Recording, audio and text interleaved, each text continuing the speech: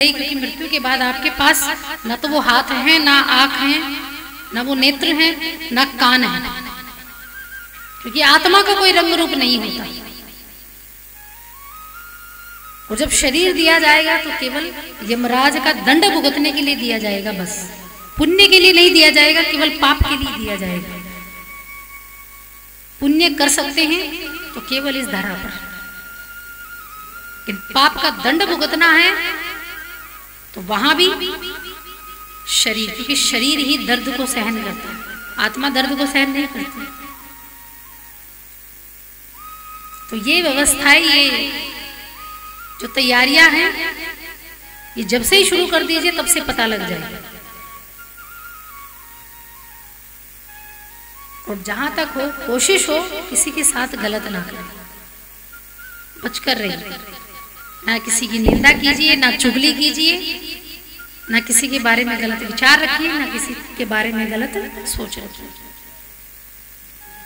जो जैसा करेगा अपने लिए करेगा।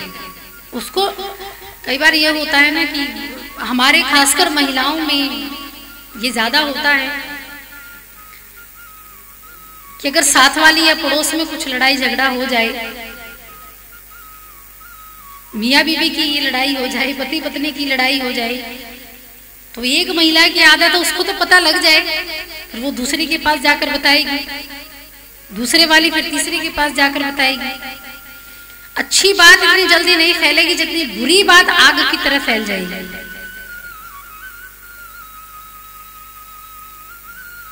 और जो उसने कटु वचन कहे या उनके आपस में कोई गलत, मान लीजिए कोई किसी की मृत्यु ही हो जाए, आपस में कई बार तो इतनी लड़ाई झगड़ा इतना बढ़ जाता है कि घर में कलह का ऐसा वातावरण बन जाता है कि कोई ना कोई तो आत्मदाही कर लेते हैं। लेकिन जो उसके पाप का दंड है वो कौन कौन भुगतेगा? वो अकेला नहीं भुगतेगा, वो भी भुगतेगा जिसने उसकी निंदा की है, जिसको मालूम नहीं है, जिसको पता नहीं है कि हुआ कैसे, लेकिन वो फिर भी बातें बना बना कर, जोड़ जोड़ कर कि ऐसा हुआ होगा, उसने वैसा किया होगा, मैंने 2 दिन पहले ऐसा सुना था।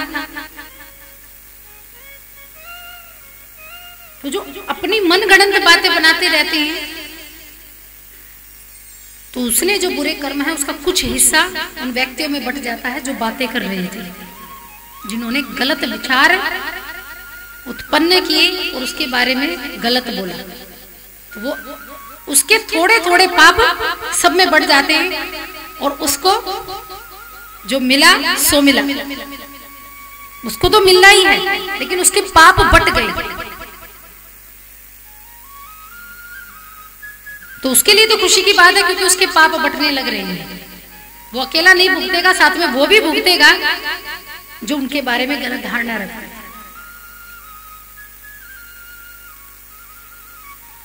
पुण्य को बांटिए। जब पुण्य की बात आए, कोई अच्छा काम करे, तो कितना अच्छा काम किया उसने, किसी गरीब कन्या का विवाह करवा दिया, दहेज दिया उसने, धन दिया, दान दिया, उसको बांटिए, तब उसके पुण्य बटेंगे। लेकिन देखिए अच्छी बातें कभी बटती नहीं है, वो तो पंडाल में ही बटती है बस, या कथा पंडाल में बटेगी, या सत्संग में बटेगी, या किसी के मुख से प्रवचन सुन रहे हैं तो उसके मुख से बटेगी, और वो भी थोड़े दिन तक रहेगी बस। अभी है बड़ा आनंद आ रहा है कि सुन रहे हैं, व्यास जी सुना रहे हैं इतनी अच्छी अच्छी बातें, बड़ा आनंद आ रहा है, बड़ा मजा आ रहा है। करेंगे, आज से निश्चय करेंगे कि हम जो व्यास जी ने कहा है वही करेंगे। फिर छूमंतर,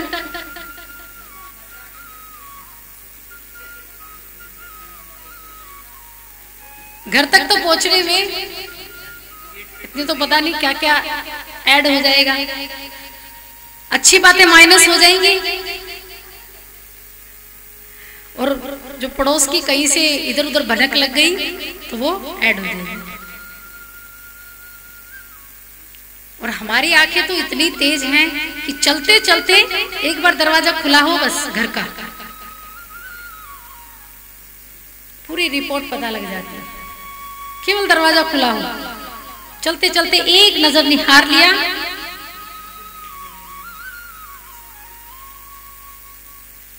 सुबह से शाम तक अगर टीवी चैनल पर रिपोर्ट ना खत्म हो,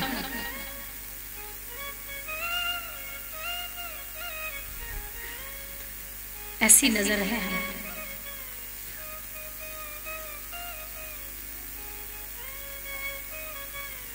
और भगवान को तो चाहिए ही नहीं कुछ, वो तो पहले से ही कहते हैं कि भाव का ही मैं भोग लगाता हूँ, मुझे ना पुष्प चाहिए, ना फल चाहिए, ना महंगे गहने चाहिए, मुझे कुछ नहीं चाहिए, बस केवल यही मुझे दे दो।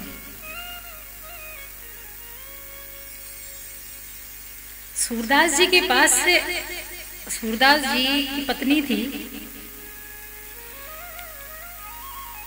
एक वैश्या थी, उनसे वो प्रेम करते थे। सूरदास जी का नाम आप सबने सुना होगा। सूरदास जी जन्मांध नहीं थे, जन्म से अंधे नहीं थे। एक वैश्या से उनको प्रेम हो गया था, वैश्या का संग करते थे, लेकिन जो संग था, जो प्रेम था, वो अति हो गया था, ज्यादा बढ़ गया था। तो वैश्या ने तंग आकर उनको एक दिन ऐसी फटकार लगाई कि जितनी आसक्ति तुमने मुझ पर लगाई है, इतनी आसक्ति अगर भगवान में लगा देते तो तुम्हारा भव से बेड़ा पार हो जाता। और सूरदास जी को जब से फटकार लगी थी, तब से छोड़ दिया था उन्होंने सब कुछ। कोई तो जन्म से अंधा होता है, लेकिन सूरदास जी ने तो अपने नेत्र अपनी आंखों से फोड़ लिए थे, अपने हाथों से फोड़ लिए थे।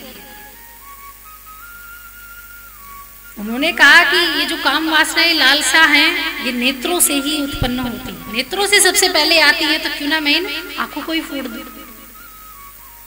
ये देखेंगी नहीं तो लालच भी उत्पन्न नहीं होगा, ये किसी स्त्री को नहीं देखेगी तो काम वासना कैसे उत्पन्न होगी। अपने हाथों से पत्थर लिए और अपने नेत्र फोड़ दिए। दिन रात सब काम करते, कुटिया में रहते, सफाई वगैरह करते, खाना भोजन बनाते, राम का नाम लेकर फिर बैठ जाते, नित्य काम करते, फिर भगवान का नाम, कृष्ण पद लिखने में, लेखन शैली में वो इतने पारंगत थे लिखने में कि बिना नेत्र के भी वो लिखते थे, कृष्ण पद लिखते थे, बड़े सुंदर कृष्ण पद लिखते थे। और भगवान ने ऐसी दिव्य दृष्टि उनको उत्पन्न की थी, जब सूरदास जी कृष्ण पद लिखते थे तो कहते थे कि ठाकुर जी बाल रूप में उनके पद सुनने के लिए उनके सामने बैठते थे कि सूरदास मुझे पद सुनाओ। और सूरदास वीणा लेकर भगवान को अपने लेखन के सभी कृष्ण पद सुनाते थे। और ऐसी भगवान की दिव्य दृष्टि थी कि वो जैसा मंदिर में भगवान का श्रृंगार होता, अब नेत्र नहीं थे लेकिन फिर भी वो श्रृंगार का पूरा दर्शन करवा देते थे वहां बैठे हुए सभी श्रद्धालुओं को। ऐसी दिव्य दृष्टि थी उनकी। एक बार मंदिर के कुछ जो ये होते गोस्वामी वगैरह होते हैं, उनके बच्चे थे, उनको ये कार्य सौंपा गया था कि बिहारी जी के आपको पूरा श्रृंगार करना है। तो एक दिन उन बच्चों ने बिहारी जी का ऊपर से लेकर नीचे तक पूरा श्रृंगार किया। तो उस दिन सूरदास जी से कहा कि महाराज बताइए, उनको पता था कि ये सूरदास जी ये भगवान श्री कृष्ण के पद लिखते हैं और गायन शैली में जैसे गाते हैं संगीत के साथ, ऐसे वो उन पदों को गाते थे। तो पूरा नाम था उनके पूरे नगर में कि सूरदास जैसे पद ना तो कोई लिखता है ना कोई गाता है। श्रृंगार का वर्णन किया ऊपर से लेकर नीचे तक, जैसा श्रृंगार था वैसा ही सूरदास जी ने गाया, लिखा। तो एक बार गोस्वामी जी को उनको लगा कि शायद सूरदास जी को दिखाई देता है, ये झूठ बोलते हैं कि इनके नेत्र नहीं है। तो उन बच्चों ने क्या किया, जब बिहारी जी का उन्होंने श्रृंगार किया तो ठाकुर जी को नहलाया, तो उनको वस्त्र नहीं पहनाए, बस एक माला बनाई और उस माला को ऊपर से नीचे तक पहना दिया। बिहारी जी बिल्कुल नग्न थे, वो परखना चाहते थे, देखना चाहते थे कि सूरदास जी आज कैसा कृष्ण का वर्णन करेंगे, श्रृंगार का वर्णन करेंगे। आज हम पता लगाएंगे कि वास्तव में सूरदास जी अंधे हैं या नहीं। सूरदास जी को बुलाया गया, सामने बैठे। सूरदास जी को काफी देर हो गई, लेकिन उन्होंने कुछ बोला नहीं। उन बच्चों ने कहा कि महाराज बताइए कि आज हमारे बिहारी जी कैसे दिख रहे हैं, आज उन्होंने क्या पहना है, किसकी माला है, और जो उनके लंगोटी है उसका रंग कैसा है, उनका मुकुट कैसा है। तो सूरदास जी ने क्या किया, एक बच्चे से कहकर जो ओढ़नी होती है, चुनरी, उसको मंगवाया और अपने सिर पर ओढ़ा, और जैसे घूंघट तानते हैं ऐसे घूंघट तान लिया और शर्माकर आंखें नीची करके जैसे लज्जा से कहा, आज हरि देखे नंगम नंगा। सूरदास जी ने ओढ़नी ओढ़ी और शर्मा कर कहा, आज हरि देखे नंगम नंगा, आज हरि ने वस्त्र ही नहीं पहने, आज मेरे हरि एक छोटे शिशु की भांति, एक छोटे बच्चे की भांति नग्न घूम रहे हैं। जैसे ही ये कृष्ण पद का वर्णन किया तो वहां के जो गोस्वामी थे वो नतमस्तक हो गए, क्षमा कीजिए, हमारे मन में ये संदेह उत्पन्न हुआ कि आप अंधे हैं, आपके हृदय में तो साक्षात कृष्ण विराजते हैं।